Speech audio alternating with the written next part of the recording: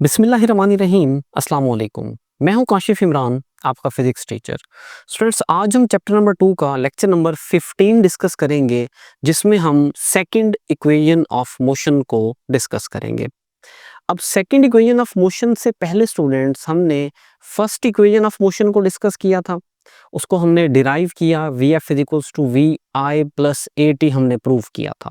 उसके बाद हमने फिर इसी नेक्स्ट लेक्चर में हमने फर्स्ट इक्वेशन ऑफ मोशन को ग्राफिकल मेथड से प्रूव किया था। आज हम स्टूडेंट्स डिस्कस करने जा रहे हैं सेकंड इक्वेशन ऑफ मोशन को। सेकंड इक्वेशन ऑफ मोशन हमारे पास होती क्या है, ये मैं आप लोगों को ऑलरेडी बता चुका हूँ students. S is equals to v i t plus half a t square. इसको हम कहते हैं स्टूडेंट्स, ये हमारे पास सेकंड इक्वेशन ऑफ मोशन है और इस सेकंड इक्वेशन ऑफ मोशन को आज हमने प्रूव करना है कि s is equals to v i t plus half a t square कैसे प्रूव होगा। अब इसमें याद रखिएगा, s स्टूडेंट्स डिस्प्लेसमेंट है, वी आई इनिशियल वेलोसिटी है, a एक्सेलरेशन है और t टाइम है। अब देखिएगा, suppose a body is moving with uniform acceleration along a straight line with an initial velocity vi। कहता है कि लेट करें एक बॉडी है जो यूनिफॉर्म एक्सेलरेशन से मूव कर रहा है, उसकी इनिशियल वेलोसिटी vi है। और अगर आप याद करें स्टूडेंट्स, तो मैंने आप लोगों को बताया था कि जो इक्वेशंस ऑफ मोशन है ये हम अप्लाई करते हैं स्ट्रेट लाइन मोशन के लिए, ये वैलिड होती है स्ट्रेट लाइन मोशन के लिए। ये हमने डिटेल से very first lecture of equation of motion में डिस्कस किया था। आगे देखिएगा, velocity changes from initial velocity vi to final velocity vf in time interval t। अब हमें ये पता है कि इनिशियल वेलोसिटी vi है, आफ्टर टाइम इंटरवल t उसकी फाइनल वेलोसिटी क्या हो जाएगी स्टूडेंट्स, vf हो जाएगी। उसके बाद देखिएगा, the distance covered by the body is given by displacement is equals to average velocity multiply by time. अच्छा स्टूडेंट्स, यहाँ पर एक पॉइंट आपको बताता चलूं, ये जो रिलेशन है ना, displacement is equals to average velocity multiply by time, ये रिलेशन आप लोगों ने ऑलरेडी पढ़ा हुआ है प्रीवियस क्लासेस में। कैसे? देखिए, आपने एक रिलेशन पढ़ा हुआ है, s is equals to v t, distance का रिलेशन है, s is equals to v t. अब स्टूडेंट इसी रिलेशन को बेसिकली यहां लिखा हुआ है, s को मैंने लिख दिया यहां डिस्प्लेसमेंट, v को मैंने यहां लिखा एवरेज वेलोसिटी और t हमारे पास स्टूडेंट्स क्या है, टाइम है। अब स्टूडेंट्स हमारे पास दो वेलोसिटीज हैं, एक इनिशियल वेलोसिटी है दैट इज vi, एक फाइनल वेलोसिटी है दैट इज vf। अब एवरेज वेलोसिटी हम कैसे निकालेंगे स्टूडेंट्स? वेरी सिंपल, हमने दोनों वेलोसिटीज को ऐड करना है और डिवाइडेड बाय 2 कर देना है। अब ये हमें पता है, एवरेज हम ऐसे निकालते हैं ना स्टूडेंट्स, जितनी क्वांटिटीज हो उनको हम ऐड करके डिवाइडेड बाय देयर नंबर करते हैं, एवरेज आ जाता है। तो हमारे पास यहाँ दो वेलोसिटीज है, एक vi है जो कि इनिशियल है, एक vf है जो कि फाइनल है। तो हमने क्या किया स्टूडेंट्स, दोनों को ऐड करके डिवाइडेड बाय 2 कर दिया। हमारे पास अब रिलेशन क्या बनेगा, s is equals to v I plus v f divided by 2, ये एवरेज वेलोसिटी आ गई, मल्टीप्लाई बाय ये टाइम।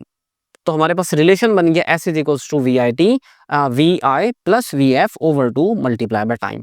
अब अगला काम स्टूडेंट्स आपने क्या करना है, आपको याद होगा हमने जब फर्स्ट इक्वेशन ऑफ मोशन को प्रूव किया था तो वो हमारे पास क्या थी students, v F is equals to v I plus a T.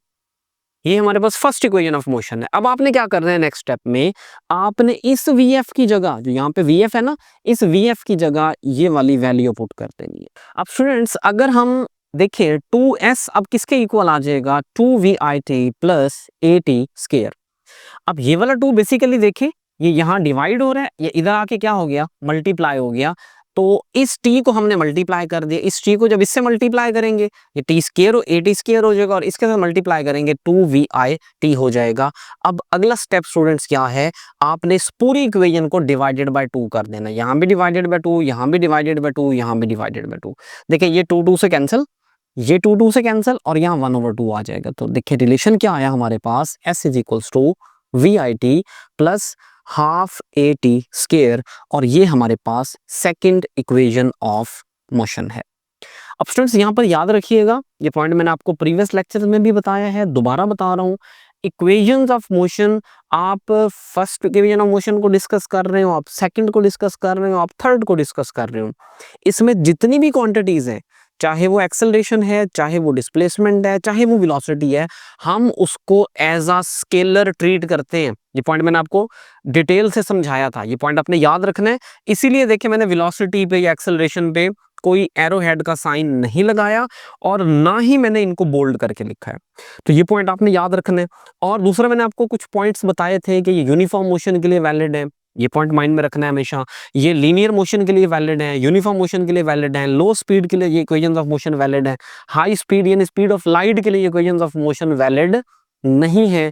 तो ये पॉइंट्स आपने साथ याद रखने। और हाँ, एक पॉइंट आपने और भी अपने नोट्स में ऐड कर लेना है, वो क्या है स्टूडेंट्स, कि अगर कोई बॉडी वर्टिकल मोशन करे यानी अपवर्ड मूव करे या डाउनवर्ड मूव करे, तो अब ऐसी इस केस में आपने जो एक्सेलरेशन ए होता है उसको रिप्लेस कर देना है स्टूडेंट्स, किसके साथ, जी के साथ, ग्रेविटेशनल एक्सेलरेशन के साथ, क्योंकि वर्टिकल मोशन में ग्रेविटी इन्वॉल्व होती है। ग्रेविटेशनल एक्सेलरेशन आपने ए को रिप्लेस कर देना है।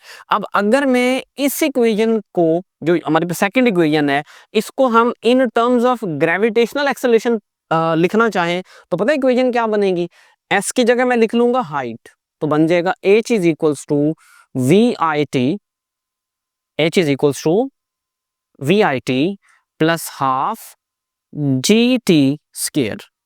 ये हमारे पास सेकंड इक्वेशन इस टर्म में आ जाएगी। और सिमिलरली अगर मैं फर्स्ट इक्वेशन की बात करूं स्टूडेंट्स, तो V F is equals to होगा वी आई प्लस जी टी, क्योंकि वो ए टी था, ए टी की जगह स्टूडेंट्स क्या हो जाएगा, जी टी हो जाएगा। और एक आखिरी और बहुत इंपॉर्टेंट कॉन्सेप्ट जो आपने याद रखना है, कि इस जी की वैल्यू स्टूडेंट्स पॉजिटिव भी होती है और इस जी की वैल्यू नेगेटिव भी होती है।